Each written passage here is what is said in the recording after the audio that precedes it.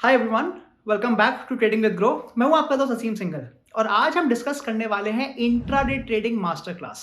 मतलब मैं आज आपको कोशिश करूंगा बताने की कि इंट्राडे ट्रेडिंग क्या होती है, कुछ एग्जांपल्स भी देखेंगे, सपोर्ट रेजिस्टेंस क्या होता है, डाउ थ्योरी क्या होती है, रिस्क मैनेजमेंट क्या होता है एंड फाइनली हम स्टॉक का सिलेक्शन कैसे करते हैं। तो काफी चीजें डिस्कस होंगी, बट एज यूजुअल आगे बढ़ने से पहले make sure that you like this video and do subscribe to our channel. तो चलिए शुरू करते हैं आज की वीडियो।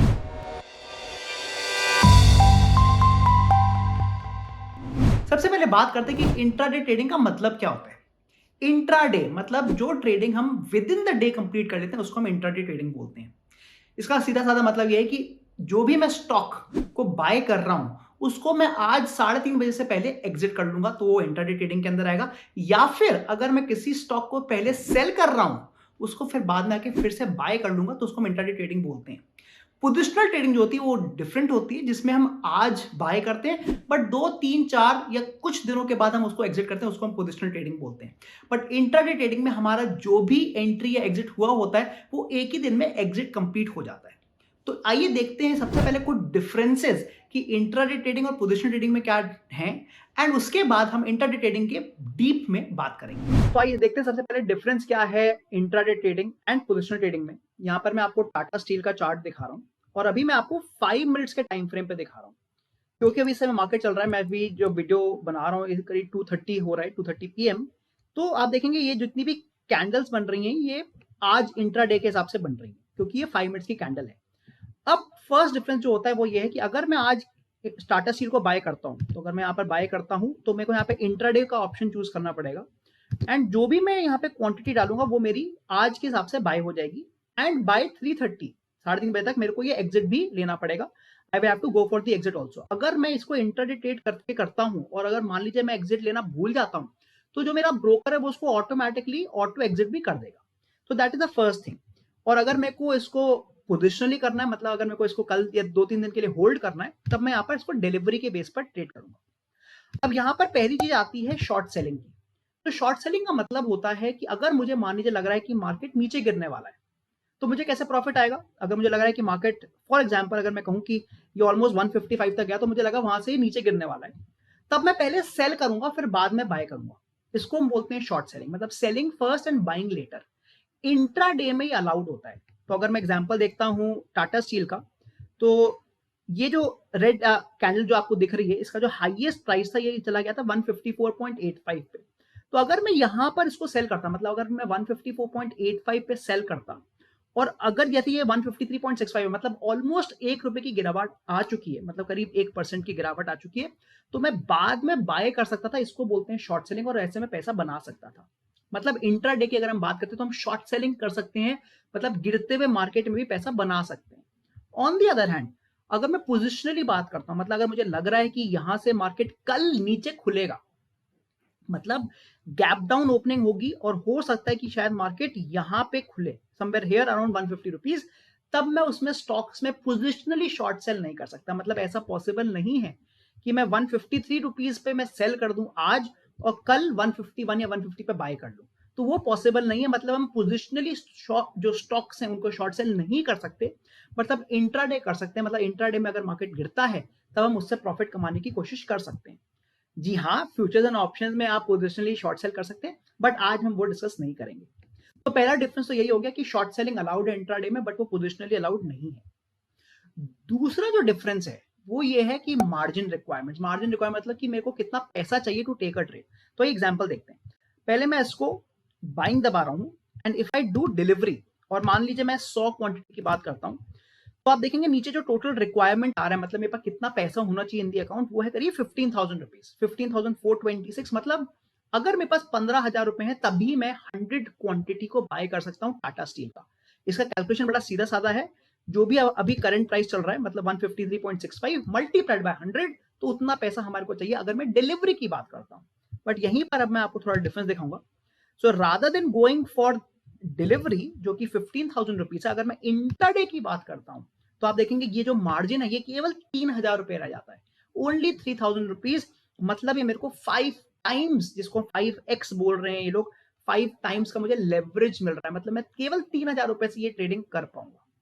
तो एक बहुत बड़ा डिफरेंस आपको दिखा इंट्राडे ट्रेडिंग और पोजिशनल ट्रेडिंग में, जहां पर हमारे को मार्जिन मिल जाता है जब भी हम इंट्राडे में ट्रेड करते हैं।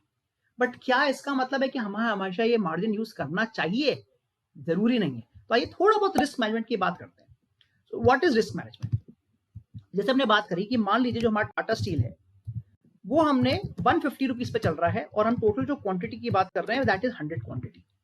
और जैसे हमने देखा कि जो मार्जिन रिक्वायरमेंट आ रहा है एज पर द एक्सचेंज, तो वो आ रहा है 150 मल्टीप्लाइड बाय 100 डिवाइड बाय 5, क्योंकि वो हमें 5 टाइम्स का लेवरेज दे रहे हैं। मतलब मोटा मोटी वो कह रहे हैं कि अगर मेरे पास 3000 रुपए है तब भी मैं 100 क्वांटिटीज को बाय कर सकता हूँ। बट जैसे मैंने कहा क्या हमें 3000 क्वांटिटी पे 100 क्वांटिटी बाय करनी चाहिए, उसका कैसा कैलकुलेशन है वो भी बात कर लेते हैं। मान लीजिए जो हम अपना स्टॉप लॉस रख रहे हैं वो हम रख रहे हैं 1%, मतलब जो भी मेरा 1% की अगर मूव आई तो मैं एग्जिट कर जाऊंगा।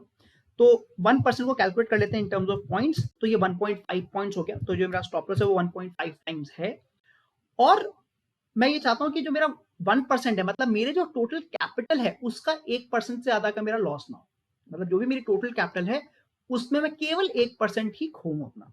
तो मानते हैं कि मेरी जो टोटल कैपिटल है वो 10,000 रुपीज है। तो मैं कितना रिस्क लेना चाह रहा हूं? I want to take a risk of 1% on my capital, जो कि हो गई 100 रुपए की। मतलब मैं कह रहा हूं कि मैं इस ट्रेड में केवल और केवल 100 रुपए ही रिस्क करना चाह रहा हूं, बिकॉज मैं 1% का ही अपना रिस्क ले रहा हूं। और जो मैं अपना स्टॉप लॉस लगा रहा हूं वो भी मैं 1% का ले रहा हूं। तो ये कैलकुलेट करते हैं कि कितनी मेरी क्वांटिटी होनी चाहिए जिससे मुझे ट्रेड करना है। तो मुझे बड़ी स्ट्रेट फॉरवर्ड मेरी कैलकुलेशन है। तो quantity to be traded is 100, जो कि मेरा रिस्क है, डिवाइड बाय जो मेरा स्टॉप लॉस आ रहा है, मतलब करीब 67, अराउंड 67 की मेरी क्वांटिटी हो रही है जो मैं ट्रेड कर रहा हूं।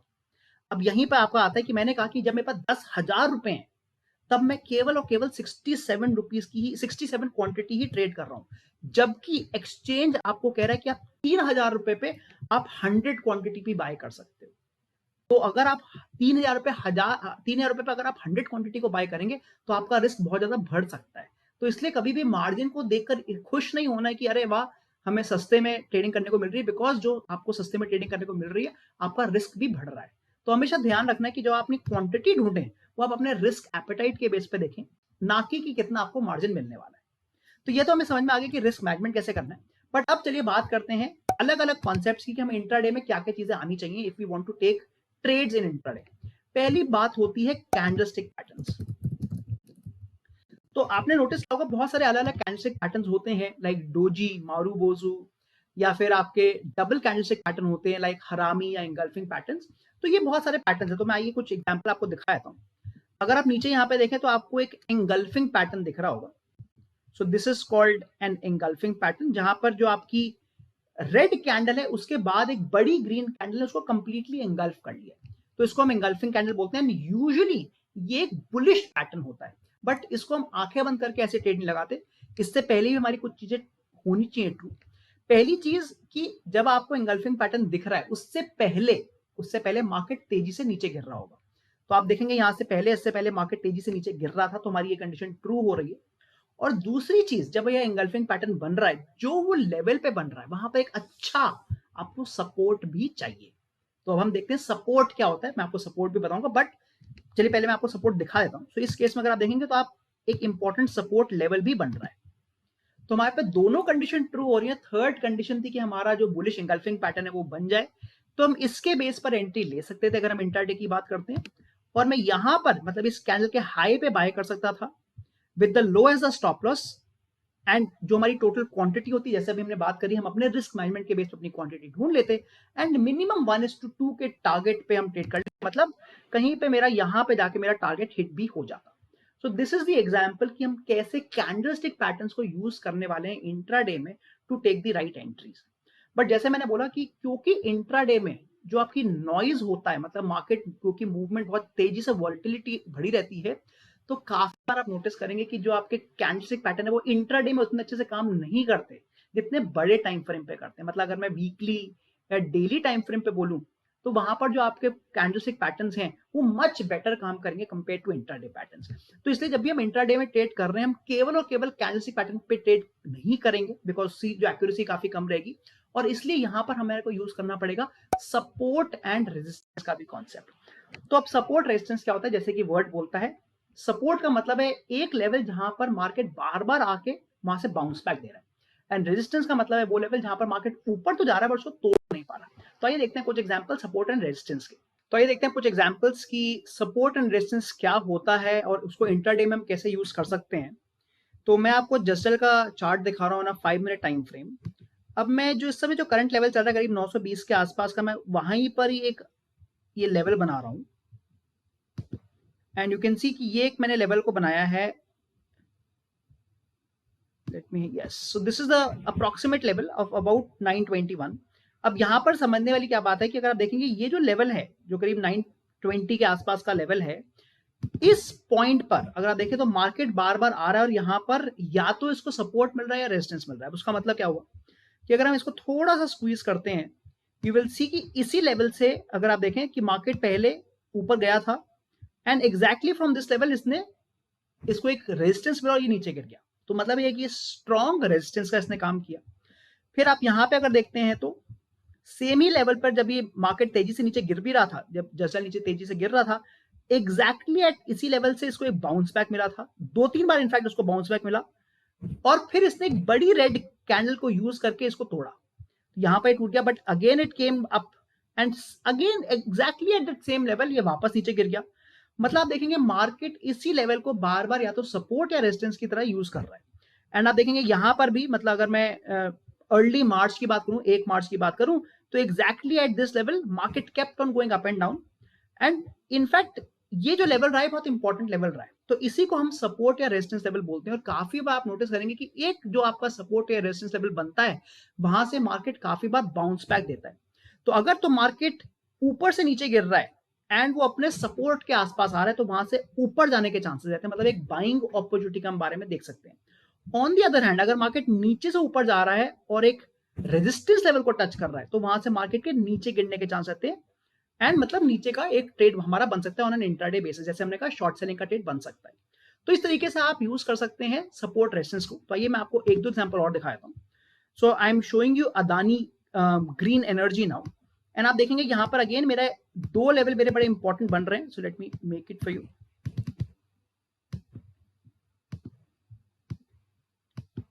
एक तो मेरा लेवल ये बन रहा है जो कि मेरा ऊपर का रेजिस्टेंस का लेवल की तरह काम कर रहा है। एंड सिमिलरली एक मेरा नीचे का भी लेवल बन रहा है, मतलब यहाँ पर मेरे सपोर्ट और रेजिस्टेंस दोनों ही लेवल बन रहे हैं अलग अलग। और आप देखेंगे मार्केट काफी बार इन्हीं दोनों लेवल्स के बीच में ऊपर नीचे कर रहा है, मतलब ऑसिलेट कर रहा है और हमारे को बार बार चांसेस दे रहा है कि जैसे उसको ऊपर के लेवल को टच कर रहा है हम शॉर्ट सेल कर लें और जैसे नीचे के लेवल को टच कर रहे हैं हम बाइंग कर लें। आइए एक एग्जाम्पल और दिखाता हूं मैं आपको मारुति का। And let me again make those levels. तो ये जो इंपॉर्टेंट लेवल दिख रहा है करीब 11,570 के आसपास का, आप देखेंगे कि यहां पर जब भी मार्केट आ रहा है एक तरह का इसको बाउंस बैक मिल रहा है एंड इसको ये तोड़ नहीं पा रहा और इसके बाद ये वापस ऊपर जा रहा है। तो अगर देखें यहां पर भी एक कैंडल बनी है आपकी, ऊपर चला गया एंड फाइनली एक और कैंडल बनी है और ये वापस ऊपर चला गया। तो इस तरीके से हम सपोर्ट और रेजिस्टेंस को यूज कर सकते हैं specially on an intraday basis, जहां पर हमारे को इंपॉर्टेंट लेवल्स मिल जाते हैं जिसके बेसिस पे मार्केट एक रिवॉल्व कर सकता है या फिर जिसके बेसिस पे मार्केट एक रिवर्सल दे सकता है।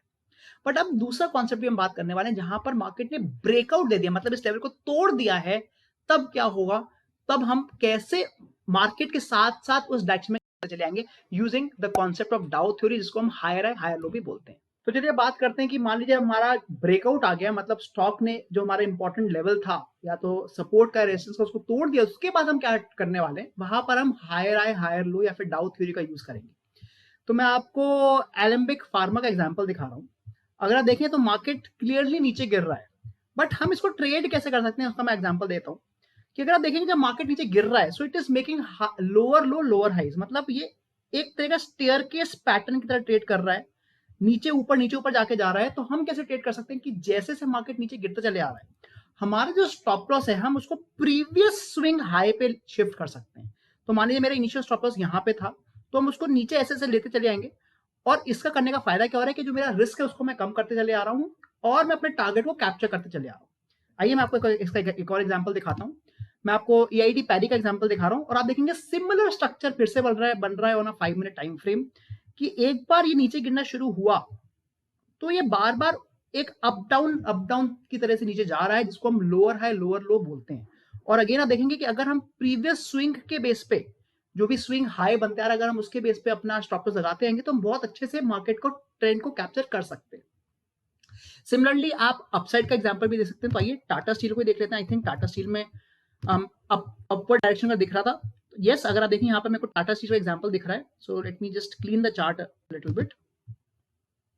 Okay, you can see here कि ये ऊपर नीचे जा रहा था। इस बार ये this is an up trend, क्योंकि टाटा स्टील अप ट्रेंड में था। तो आप देखेंगे कि यहाँ पर हायर हाई हायर लो बन रहा था और आराम से मेरे को ये बहुत अच्छे से ट्रेंड देते जा रहा था ऑन दी अपसाइड। तो जब भी मैं अपसाइड का ट्रेंड ले रहा हूँ तो जो भी प्रीवियस लो है उस पे मैं अपने स्टॉप लॉस को ट्रेल करते चले जाऊंगा और मैं बहुत लंबे लंबे ट्रेंड्स को भी पकड़ सकता हूँ। But I will only go for this entry जब मेरा कोई ना कोई इंपॉर्टेंट सपोर्ट या रेजिस्टेंस लेवल टूटता है। तो हमने ये भी समझ लिया कि सपोर्ट रेजिस्टेंस क्या है, हमने ये भी देख लिया कि उसके अगर बीच में रह रहा है मार्केट तो हम रिवर्सल ट्रेड ले रहे हैं, और अगर सिंगल डायरेक्शन पकड़ रहे हैं तो हम वहां पर डाउ थ्योरी को यूज करके पूरे के पूरे ट्रेंड को पकड़ने की भी कोशिश करेंगे। बट जो लास्ट पार्ट रह जाता है वो रह जाता है कि मैं आज के कौन से स्टॉक्स को चूज करने वाला हूँ, बिकॉज स्टॉक तो 1000 हैं, तो मैं कैसे उनमें से चूज करूंगा कि आज मुझे किन में ट्रेड करना है। तो उस पर अब बात करते हैं। तो चलिए बात करते हैं कि मैं कैसे आज के स्टॉक्स को चूज कर सकता हूँ कि किस स्टॉक्स मुझे ट्रेडिंग करनी चाहिए। और यहाँ पर मैं आपको 2 तरीके बताने वाला हूँ। पहला तरीका है निफ्टी के top gainers and top losers का। तो आप इस वेबसाइट पे आ सकते हैं NSEindia.com/market-data/top gainers losers करके वेबसाइट है। आप गूगल पे डालेंगे टॉप गेनर्स तब भी मिल जाएगी। एंड यहाँ पर after the pre market is completed, मतलब करीब 9:08 या 9:10 पे, तब आप जो भी प्री मार्केट की जो मूवमेंट आती है उसके बेसिस पर यहाँ पर आप सेलेक्ट कर सकते हैं कि आपका कौन से स्टॉक में मूवमेंट ज्यादा अच्छी आने वाली है। फॉर एग्जाम्पल अगर मैं गेनर्स की बात करता हूं तो मैं यहाँ पे परसेंटेज चेंज से इसको डिसेंडिंग ऑर्डर में सॉर्ट कर लूंगा, और लेट्स से जो ऊपर के 3 या 4 स्टॉक्स हैं उनमें एक अच्छी मूवमेंट आने के चांसेस हैं, बिकॉज वो मार्केट ओपन होने से पहले ही मार्केट में ही अच्छी गेन ले रहे हैं। सिमिलरली अगर मैं लूजर्स की बात करता हूं तो अगेन आप एट 9:10 पे आप देख सकते हैं कि परसेंटेज चेंज पे आइए, और यहाँ पे जिसका भी सबसे नेगेटिव परसेंटेज चेंज है, मान लीजिए 3 या 4 स्टॉक्स, तो अगर मैं आज के एग्जांपल देखता हूँ Eicher motor, JSW steel, M&M, SBI life, तो उन स्टॉक्स में मैं ट्रेडिंग कर सकता हूँ। बट प्लीज नोट ये मैं 9:10 की बात कर रहा हूँ, नॉट एट 3 o'clock। मतलब अगर आप सुबह मार्केट ओपन होने से पहले आपके पास करीब 8 या 10 स्टॉक्स की अगर आपको वॉच लिस्ट मिल जाती है, देन आप उसमें ट्रेडिंग कर सकते हैं, प्रोवाइडेड आपको एक इंपॉर्टेंट लेवल्स मिल रहे हैं और आप वहां पर जो हमने अभी डाउ थ्योरी का एग्जांपल देखा आप उसको यूज कर पा रहे हैं। तो एक तो तरीका ये है। दूसरा तरीका है यूजिंग 52 वीक हाई या 52 वीक लो। तो अगेन आप आराम से गूगल पे डाल सकते हैं NSE इंडिया 52 वीक हाई, और आप इस वेबसाइट पे पहुंच जाएंगे। यहां पर आपको वो सारे स्टॉक्स मिल जाएंगे जो अपने इस समय 52 वीक हाई पे, मतलब जो भी उनका लास्ट 1 ईयर का जो भी हाई प्राइस गया है वो अप्रोक्सीमेटली वहीं पे, मतलब एक स्ट्रॉन्ग मोमेंटम वाले स्टॉक्स हैं जो अपने हाई पे टच कर रहे हैं। अब यूजुअली माना यह जाता है कि अगर कोई स्टॉक अपने 52 वीक हाई को तोड़ रहा है उसमें और अप ट्रेंड की क्षमता है, क्योंकि उस पर मोमेंटम है। तो जितने भी ये स्टॉक्स मुझे मिल रहे हैं मैं इसमें बाइंग अपॉर्चुनिटीज ढूंढ सकता हूँ। ऑन दी अदर हैंड अगर मैं 52 वीक्स लो की बात करूं, मतलब ये वो स्टॉक हैं जो पिछले लास्ट 1 साल का जो भी लोएस्ट लेवल रहा है उसके भी नीचे चल रहे हैं। मतलब दी स्टॉक्स हो सकता है कि और गिर जाएं, और यहां पर मैं इंट्राडे में शॉर्ट सेलिंग का एग्जांपल देख सकता हूं। तो इस तरीके से आपको स्टॉक्स की अपनी वॉच लिस्ट में मिल जाएगी, और जो जो अभी तक हमने देखा है आप उसके बेस पर इनमें ट्रेड कर सकते हैं। तो कैसी लगी आपको एक कंप्लीट वीडियो जहां पर हमने देखा कि कैसे हम इंट्राडे ट्रेडिंग कर सकते हैं। हमने शुरुआत करी थी what is the difference between intraday trading and positional trading. हमने फिर देखा कि कैसे हम इंट्राडे में शॉर्ट सेलिंग कर सकते हैं और कैसे मार्जिन रिक्वायरमेंट तो कम होता है बट कैसे हम रिस्क मैनेजमेंट के बेस पे अपने ट्रेड ले सकते हैं। Then we spoke about the important concept of support and resistance कि उसके बेस पर हम कैसे एक रिवर्सल ट्रेड ले सकते हैं।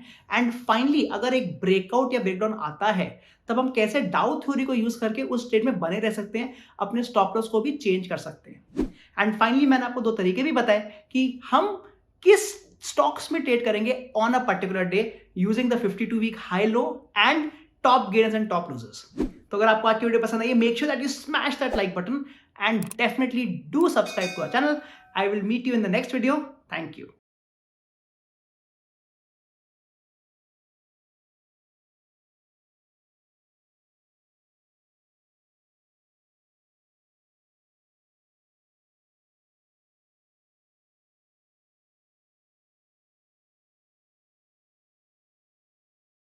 Investment in securities market are subject to market risks. Read all the related documents carefully before investing. Please read the risk disclosure documents carefully before investing in equity shares, derivatives, mutual fund, and or other instruments traded on the stock exchanges.